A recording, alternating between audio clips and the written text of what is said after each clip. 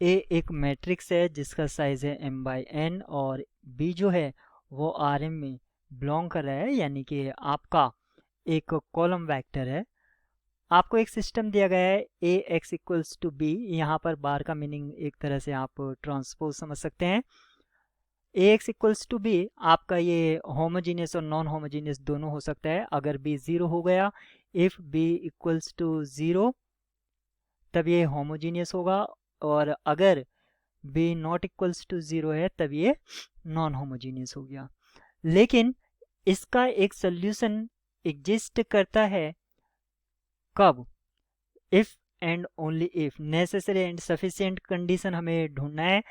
तो अगर हम इसको नॉन होमोजीनियस सिस्टम मान लें तो क्या होता है, अगर मैं इसके लिए एक मैट्रिक्स लिखता हूँ जिसको मैं ए बी से डिनोट करता हूँ, इसको मैं ऑगमेंटेड मैट्रिक्स बोलता हूँ। और एक है आपकी कोफिशिएंट मैट्रिक्स। इन दोनों की रैंक सेम होना चाहिए। अगर रैंक सेम है तो इसका सल्यूशन एग्जिस्ट करता है। अगर ये less than number of variables है, नंबर ऑफ वेरिएबल, तो यहाँ पर ये जरूरी नहीं है कि इनफाइनाइटली मैनी सोल्यूशन होंगे, but more than one solution होगा।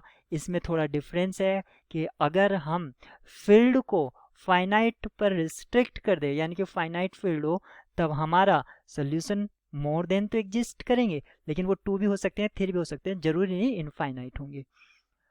अब ये जो कंडीशन है rank of augmented matrix equals to rank of coefficient matrix, ये तभी पॉसिबल हो सकता है जब बी जो है आपका कॉलम स्पेस में हो, यानी कि बी आपका एज ए पार्ट हो कॉलम स्पेस, यानी कि बी के बी बी जो है आपका उसमें कोई भी पाइवोट एलिमेंट हमें नहीं मिलना चाहिए, बी में कोई भी पाइवोट एलिमेंट नहीं मिलना चाहिए।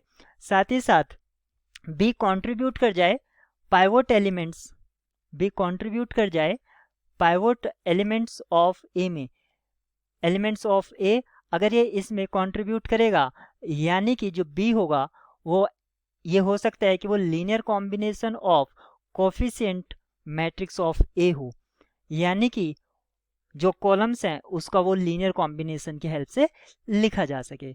यहाँ पर आपका ऑप्शन ए ट्रू होगा। अब यहाँ पर जो सिस्टम दिया गया था उसके लिए जरूरी नहीं कि बी ज़ीरो हो, तो ये तो रॉन्ग हो जाता है।